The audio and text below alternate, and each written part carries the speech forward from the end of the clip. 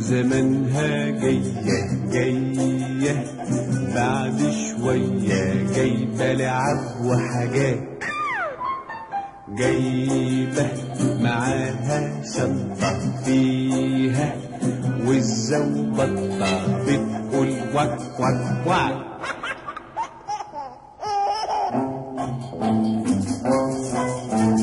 عارف الواد اللي اسمه عادل جد دكتور وعمل له ايه؟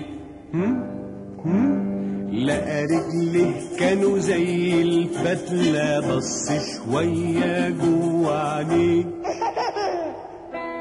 راح مديله حقنة كبيرة.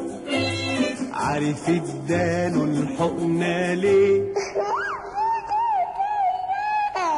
ما بيشربش اللبن الصبح وكل اصحابه ضحكوا عليه، وهو من يومها شرب وبيكبر واتربى له عضل في ايديه.